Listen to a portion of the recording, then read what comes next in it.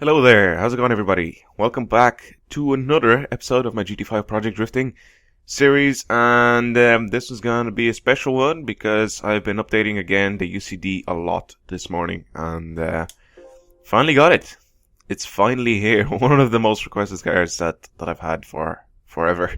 I couldn't get the special version, but I found it and it's here, and it is a Levin AE86 from 1983, and look at it.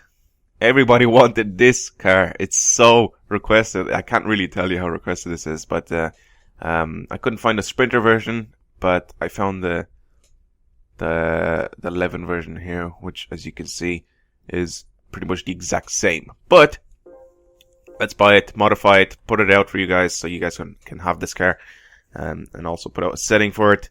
I have about 3 of these in my garage. They're all different as well, because I have the, I can't remember what that special version is. I can't remember what it's called at the moment, but I have the Levin version, I have the Trento version, and I think I have another one of those as well. So, yes, I would like to use this car. Let's go ahead, modify it, and do all that stuff. I was actually looking at one of these to buy in real life. What would you guys think? What if I bought one of these in real life and I actually decided to make videos IRL with this car? What would you guys think? Yes or no? Yay or nay? I'm a pretty Euro guy, so like I'd go for something else, you know, from Europe than a Jap car, but still, these are nice. I always love these things, and I was actually looking at buying one of these. So I don't know what if you guys would like one or not, but again, this isn't obviously your opinion. If you guys say yes, I'll buy the car, or if you guys say no, I won't buy the car, it's pretty much, what would you guys think? Because I don't, to be honest, when buying stuff for myself, I'm not trying to be mean, but I don't care about your guys' opinion about stuff that influences me. I only care about my own opinion. Obviously that makes sense for everybody else. You don't go and ask somebody else what did they think of this just so you like it. It's kind of stupid. But yeah, again, I was thinking of one of these in real life. That would be pretty cool to have. Wheels. What can we choose for wheels? Wheels are too big. They seem too big for me, don't they? I don't know. Or else the car's just not lowered and it just doesn't seem right. I'm gonna go for these, and I have a pretty good paint job to put on it. By pretty good paint job, I can just change the top layer where it's white to something else. But what else can we add? Is it just the wings? Yes. How about no? because no. Just no. Okay. Oh yeah, we can do the overhaul engine thing here as well, because I have a ticket left. Wow. I can't remember when I got these. These are like really far ago, like a really long time ago I got these things.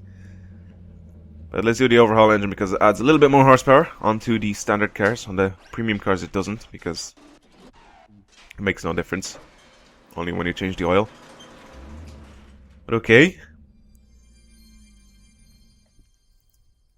Now, let's go ahead and change the paint on it. I was thinking something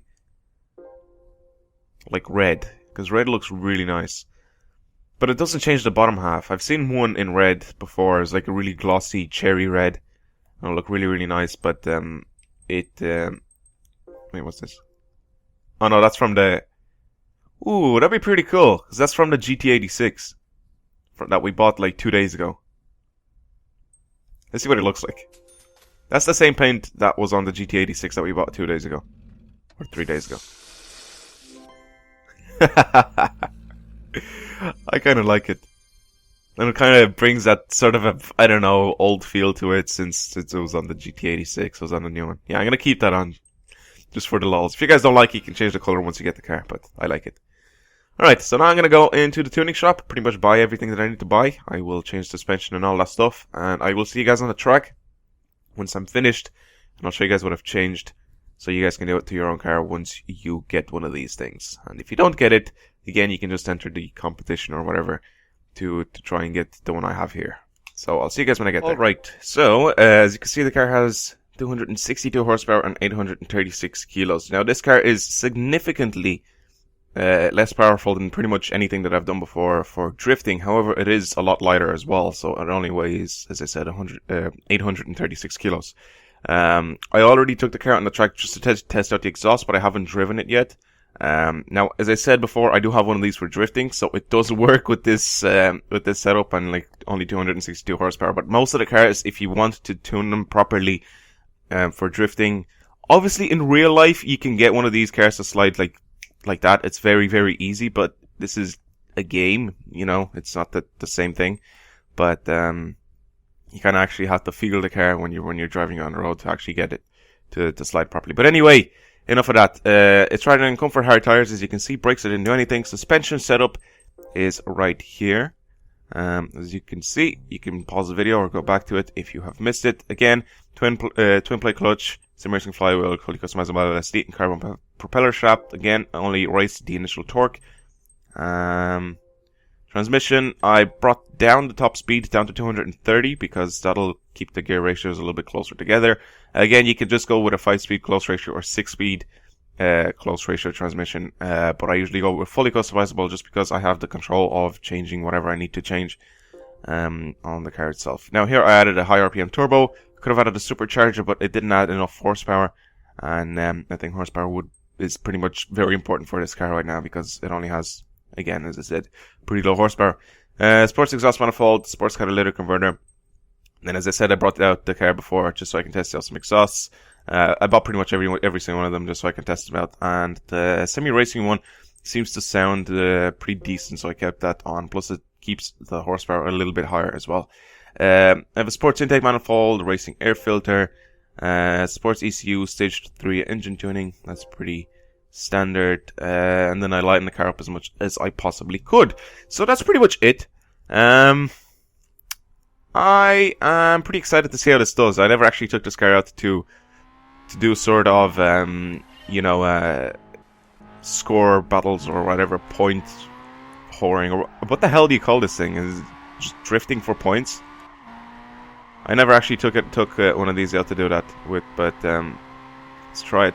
It seems to slide. You can see it slides just perfectly fine. And also I tried there on the corner to see how well the steering works, the tweaking of the steering with my analog, and it works quite fine. It seems to want to keep sliding as well, which is good.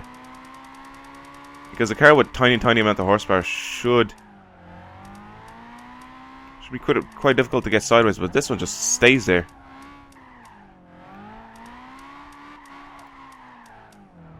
I think I might have to mess with the toe a little bit. Yeah, I'm going to mess with the toe a little bit. Put a little bit less on it, just because I prefer less. And then I will bring it back out on the track. So I'll show you guys exactly what I'm going to do to the suspension, just so people don't get confused on what I'm talking about. Because I drift with a controller, this is a little bit different for me than people would drift with a steering wheel. So like people would drift with a steering wheel, they can add more camber or more toe or whatever, and they can hold it sideways constantly, which I can't do with an analog. So I need that movement in the wheels.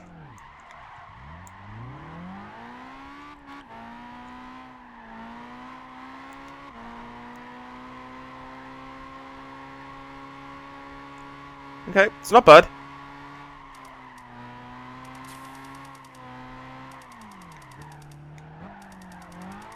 Let's slow down for this corner so we can go in a little bit more. Get more points. There you go. See the way when I come out of the corner, I'm not nearly as fast as pretty much my other cars.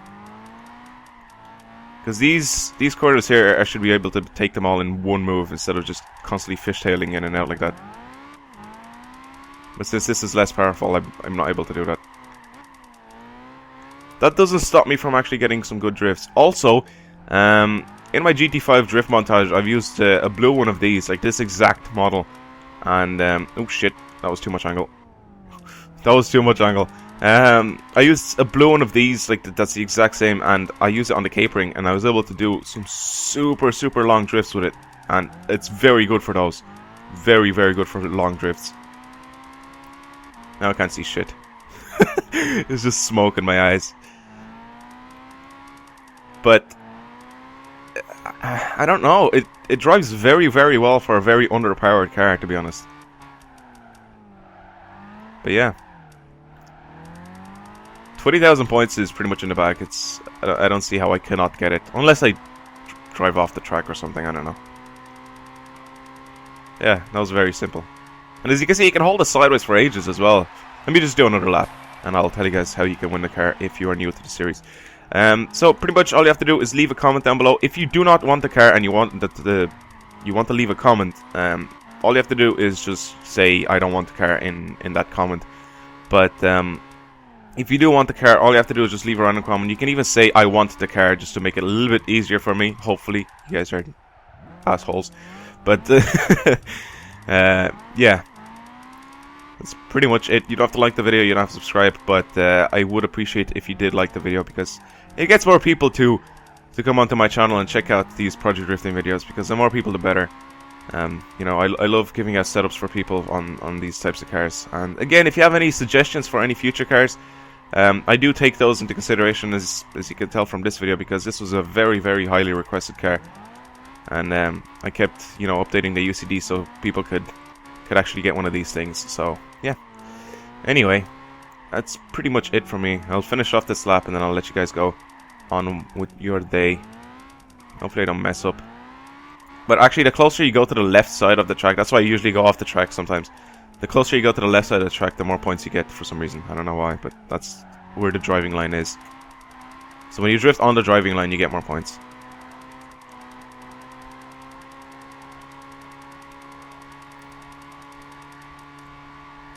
Yay, 22,000 points. Do it 360. Woo! Anyway, I'll see you guys later. Bye.